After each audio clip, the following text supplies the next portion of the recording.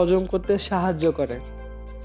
এই 16টা উপকারিতা আমরা খেজুরের রস যদি আমরা খেয়ে থাকি তাহলে আমরা অবশ্যই পাবো। তো এটা হচ্ছে আল্লাহ তাআলার দেওয়া একটা প্রাকৃতিক নিয়ামত, যেটা আমরা খেয়ে থাকি। আর বিশেষ করে এটা আমরা শীতকালে খেয়ে থাকি।